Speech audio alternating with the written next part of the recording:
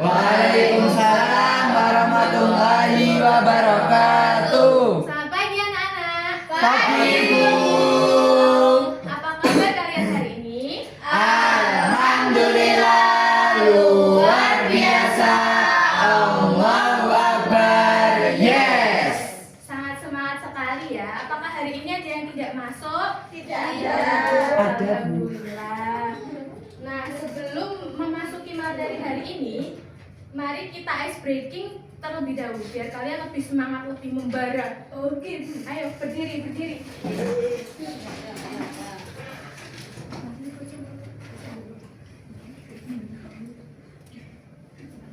Sudah siap? Siap, Bu.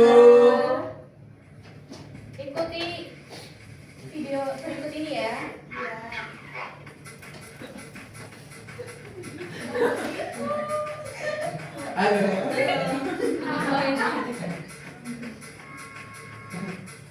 Ayo yang tangannya gini-gini. Jalan. Melayu. Iya kita melayu. Tulangnya nggak cukup. Bu, hampir, Bu. Karena sinian kalau nggak cukup. Kita. Oh iya. Ya gini ya. Oh, cepet dong.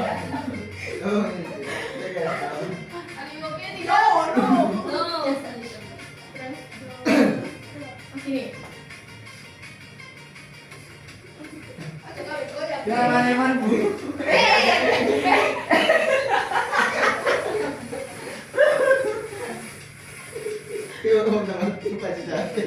Lompat, jalan.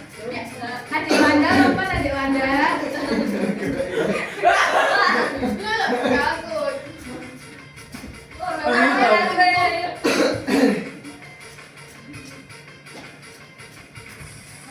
Bagus.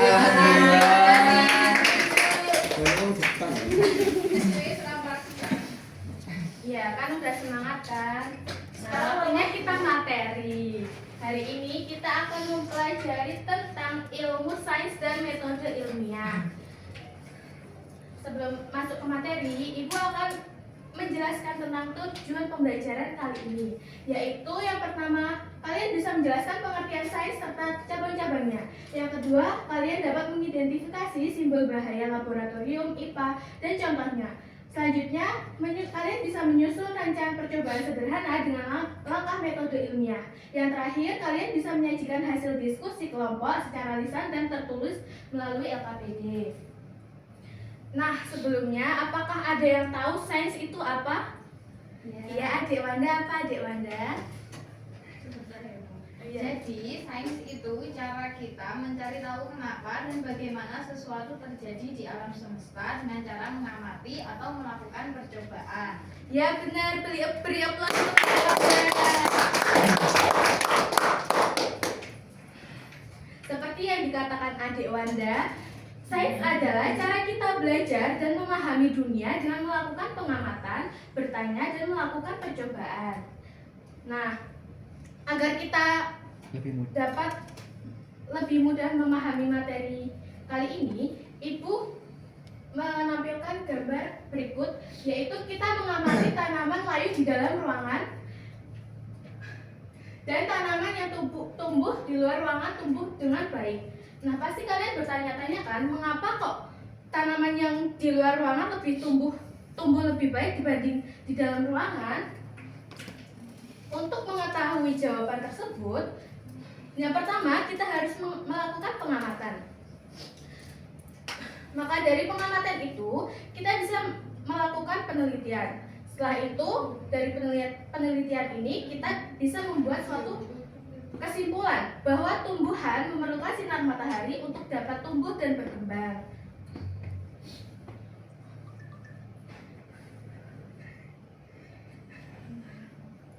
Sains ini terbagi menjadi beberapa cabang. Yang pertama, ada biologi. Kalian tahu biologi apa tidak? Tahu. Apa itu? Benar, biologi adalah ilmu yang mempelajari tentang makhluk hidup. Biologi sendiri juga memiliki cabang-cabang. Yang pertama ada zoologi. Zoologi yaitu mempelajari tentang hewan. Selanjutnya ada botani yang mempelajari tentang tumbuhan. Selanjutnya ada entomologi yang mempelajari tentang serangga. Selanjutnya mikrobiologi mempelajari tentang mikroorganisme.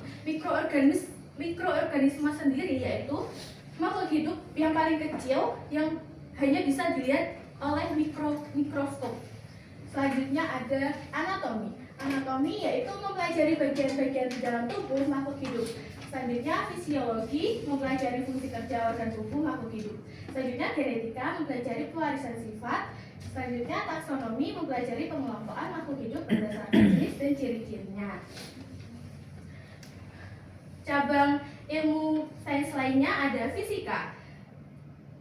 Fisika ini dibagi lagi menjadi beberapa cabang, yaitu mekanika yang mempelajari tentang gerak dan gaya, termodinamika yang mempelajari tentang panas dan energi, elektromagnetisme yang mempelajari tentang listrik dan magnet, dan yang terakhir ada optika mempelajari tentang cahaya dan penglihatannya.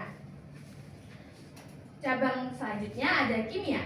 Kimia juga dibagi menjadi beberapa cabang, yaitu kimia fisika yang mempelajari bagaimana zat berlaku secara fisik dan energi yang terlibat. Kimia organik mempelajari tentang zat yang mengandung karbon. Selanjutnya kimia analitik mempelajari apa saja kandungan dalam suatu zat yang berupa jumlahnya. Dan biokimia mempelajari tentang reaksi kimia dalam makhluk hidup. Selanjutnya ada geologi. Geologi juga terbagi menjadi beberapa cabang, yaitu yang pertama geologi fisik yang mempelajari bagaimana bagian bumi sekarang dan proses yang membentuknya. Selanjutnya petrologi yaitu mempelajari batuan bagaimana batuan terbentuk, jenis-jenisnya. Selanjutnya ada mineralogi yaitu mempelajari tentang mineral. Selanjutnya paleontologi mempelajari tentang fosil dan makhluk hidup purba yang hidup di bumi. Selanjutnya ada vulkanologi yang mempelajari gunung berapi, letusannya dan bahayanya. Dan yang terakhir seismologi mempelajari gempa bumi dan bagaimana gelombang seismik bergerak di dalam bumi. Dan cabang selanjutnya ada astronomi. Di sini ada yang cita-citanya jadi astronom. Saya Bu. Semoga tercapai ya anak-anak. Jadi astronomi ini mempelajari tentang benda-benda yang ada di langit, kayak planet, bulan, bintang, kayak gitu. Jadi kalau kalian mau jadi astronot, kalian mempelajari tentang astronomi. Dan yang terakhir ada ekologi, yaitu hubungan antara makhluk hidup dengan lingkungannya. Jadi di dalam sains ini ada beberapa ilmuwan terkenal, yaitu ada Albert Einstein, Thomas Edison, Wright bersaudara, Galileo Galilei, dan Charles Darwin.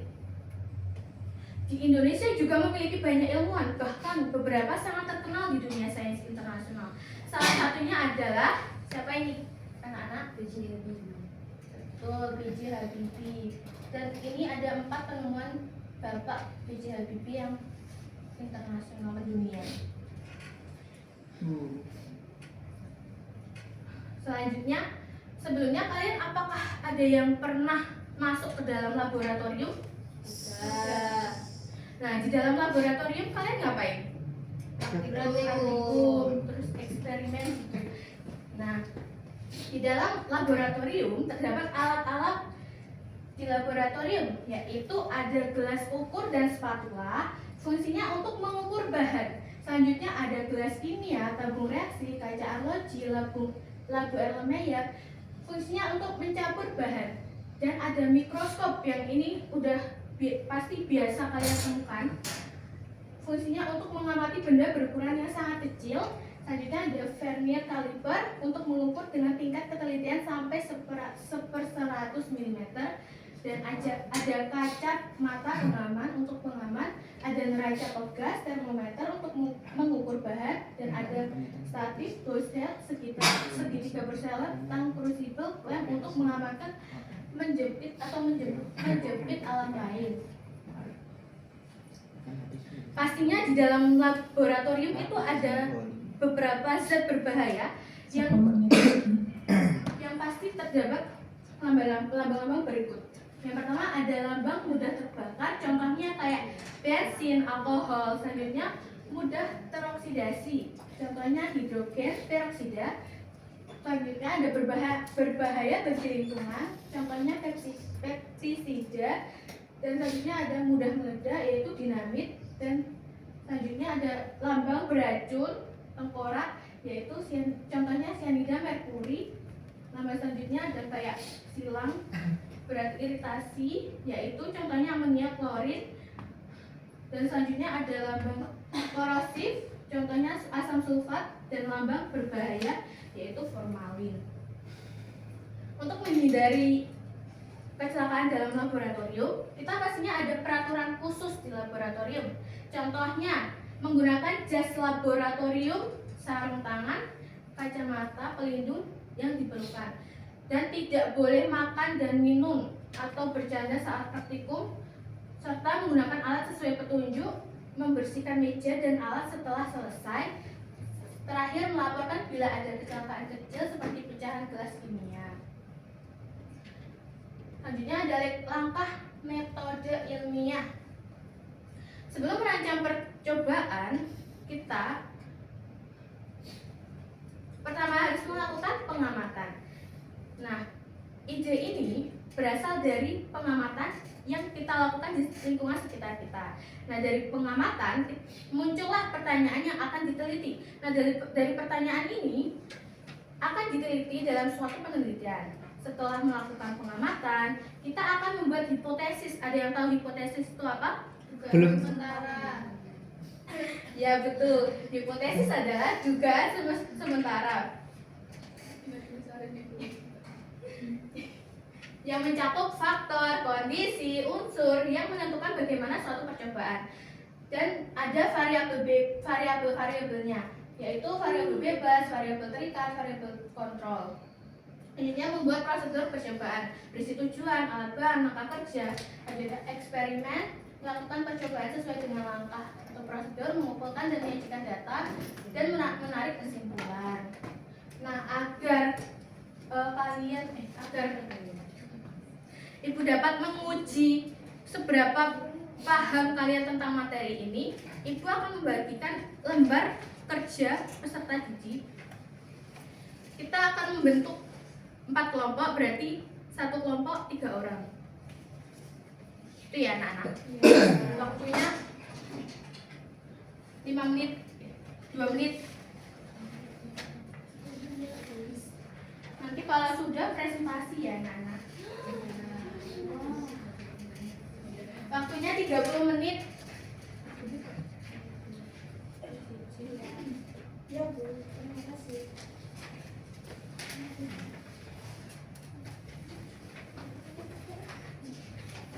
Nah.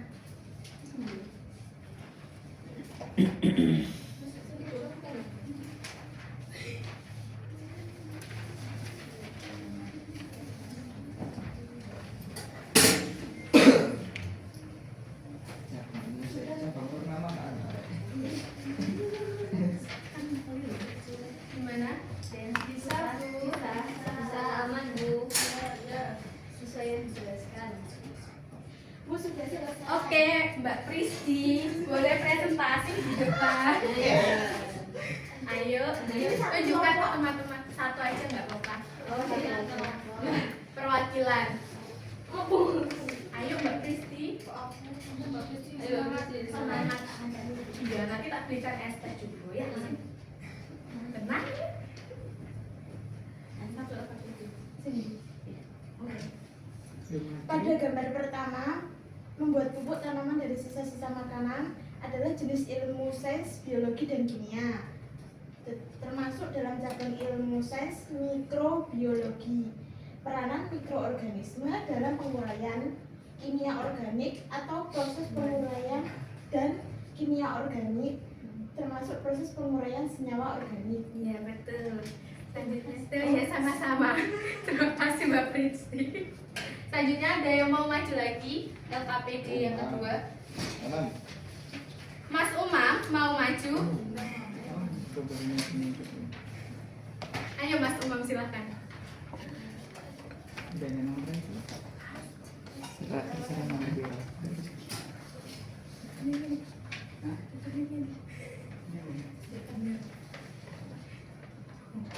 simbol nomor 1 ini namanya mudah meledak.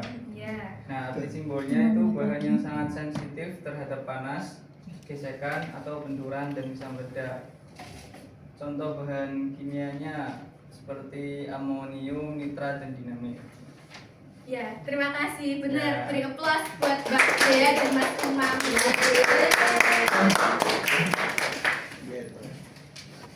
Untuk materi hari ini, apakah ada yang ditanyakan atau ada yang belum paham? Sudah paham. Alhamdulillah. Kalau begitu, kesimpulan yang bisa kita dapatkan dari hari ini yaitu sains merupakan cara sistematis untuk memahami alam dan laboratorium IPA adalah tempat belajar yang harus digunakan dengan aman.